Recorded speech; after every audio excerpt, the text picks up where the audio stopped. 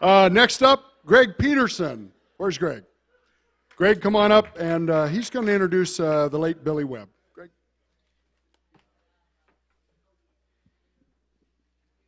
Thank you, Ed. Thank you, Chautauqua Sports Hall of Fame. I'm on the 3-minute rule. And since the mind can absorb only that which the rear can endure, we'll make this fast.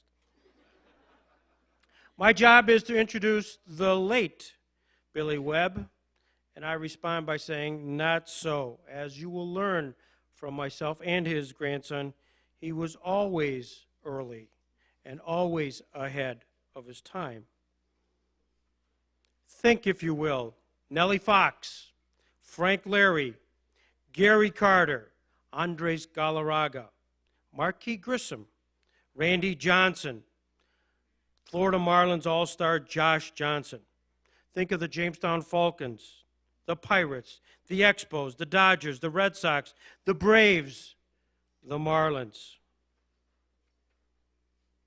We start at the end to understand, really, the beginning.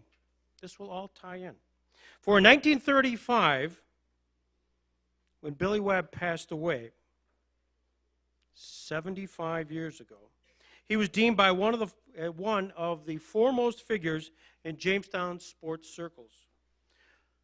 More than 75 years had elapsed, and with his death, he's still discussed among sports personalities with affectionate reference to Billy Rabbit Webb, the little Napoleon of Jimtown, and Spider. I was involved in a dinner, an extraordinary dinner, in 1998, to commemorate professional baseball in Jamestown for more than 100 years. During that dinner, his name was reverently mentioned as not only a player and a manager, but also an entrepreneur extraordinaire who kept the national pastime in the forefront of Jamestown baseball in a period of which there was no professional team. Barnstorming and Billy Webb Spiders were synonymous. Babe Ruth's All-Stars, the Philadelphia Athletics, the Boston Braves, the Homestead Grays, the Pittsburgh Crawfords, the Cuban Giants, the House of David, and other nationally known teams found their way to Jamestown because of Billy Webb. I digress for a second. For those who may have read a book that was published in 1998 entitled Across the Seams, you would learn that we had professional baseball starting in 1890 and in 1891. We actually had in this professional team a black baseball player.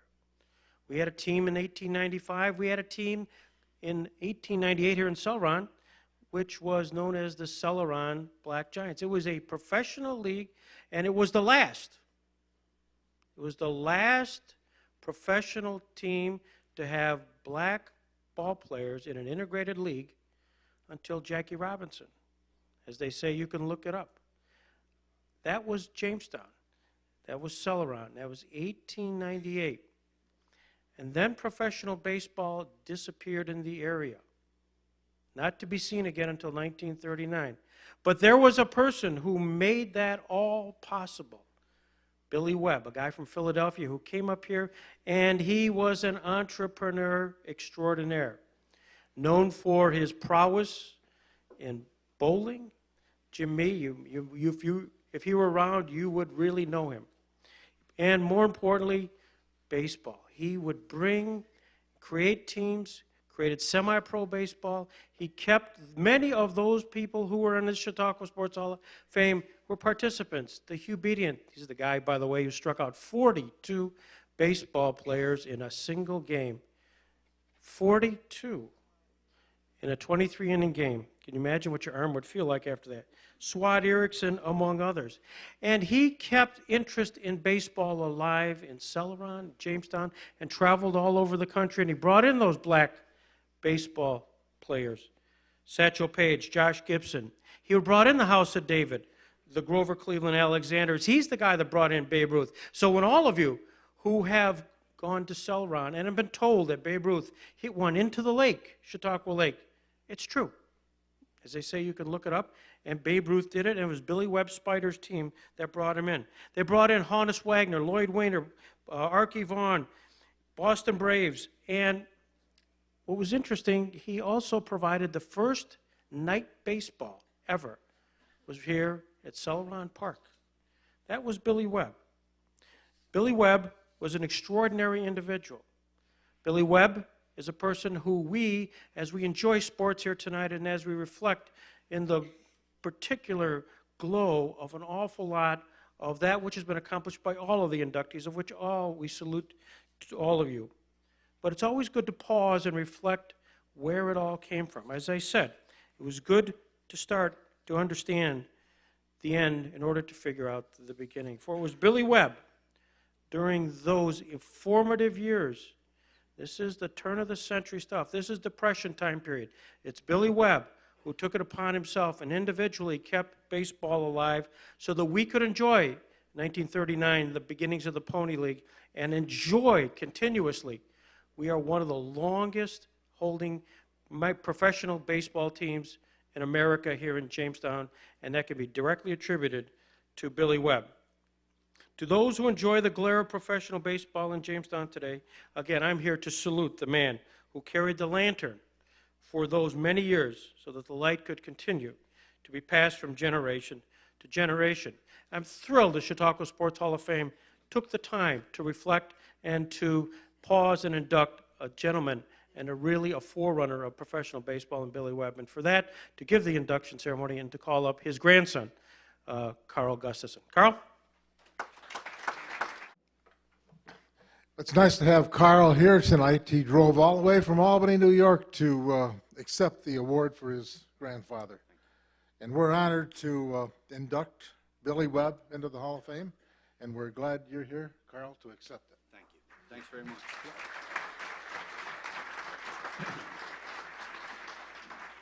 Well, one of the best parts about being last is that everyone wants remarks to stay short, which is perfect for me.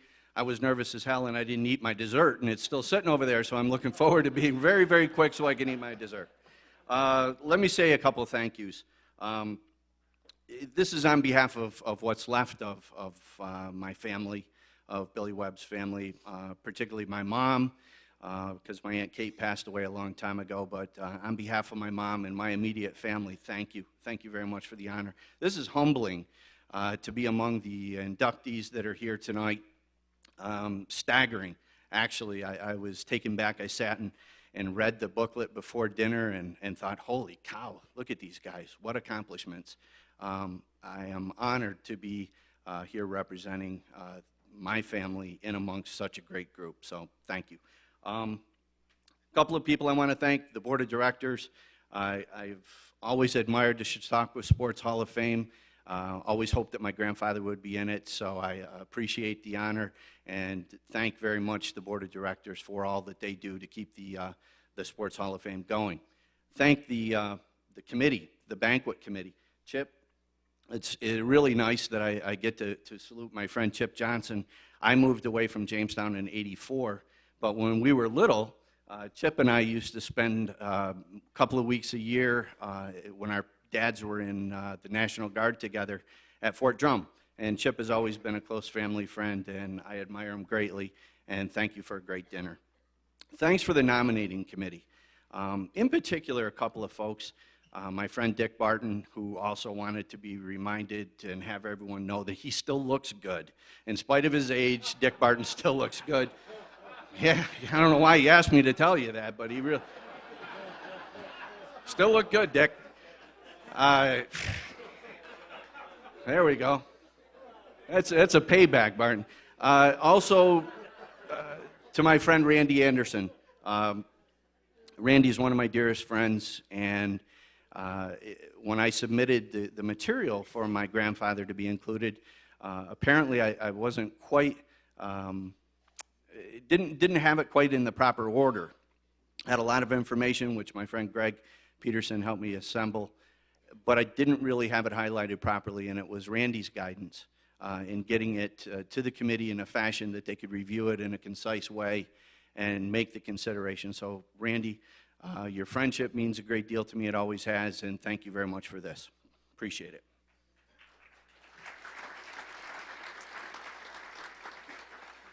There's one other person that I definitely have to say thank you to, and it's going to sound odd, but it's the person who introduced me to my grandfather.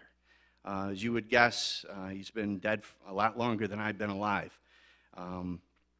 He passed away in 1935, and I wasn't born until quite a while after that. And it wasn't until Greg Peterson approached my family, approached my mom a few years ago and said, we'd like to do a documentary on your grandfather. Do you have material? And we did. We thought we had quite a bit.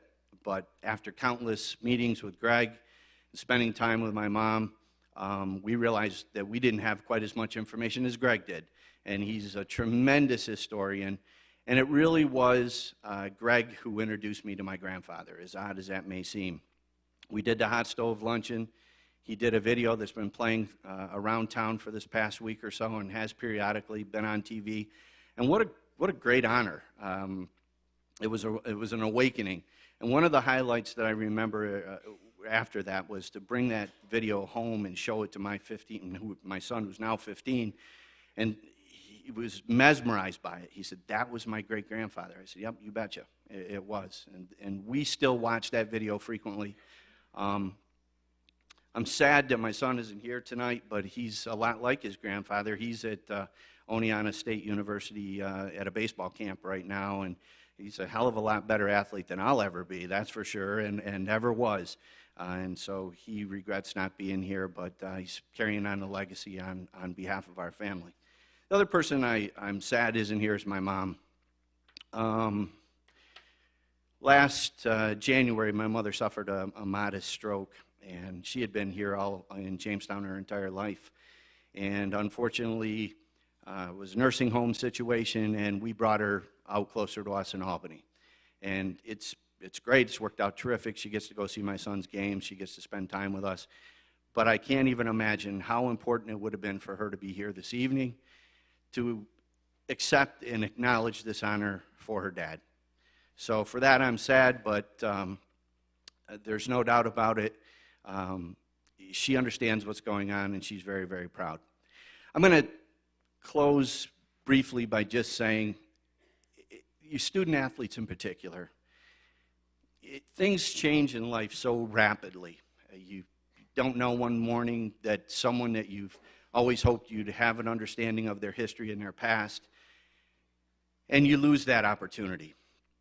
I was fortunate that in my situation with my grandpa, Greg was my person to give me that knowledge, to give me that wealth, to show me what legacy my grandpa had. But every one of us has a legacy. Every one of us has something that we need to share with someone. And I'm asking you student athletes, and everybody for that matter, but particularly you student athletes, spend some time getting to know your parents. Not just, getting to know them like you kids do, but get to know them. Ask them questions. Find out what their favorite things were when they grew up. Find out what they did, what their hobbies were. Everyone has a video camera these days. Go tape them. Sit and do interviews with your parents and your grandparents. You never know when that day's going to change, and that memory, those memories, those cherished things are going to be locked away, and you won't be able to extricate them again. So in a night when we honor our past accomplishments, please, all of us, take some time to share your memories and your past with somebody so that they can remember that legacy. Appreciate it. Thank you all. God bless you. Oh, and by the way, I am a diehard Sabres fan, and it's great living in Albany being a Sabres fan because they're all Rangers fans, so I get to wear all my Sabres stuff, and it really fries people. So I love it. Thank you. God bless you.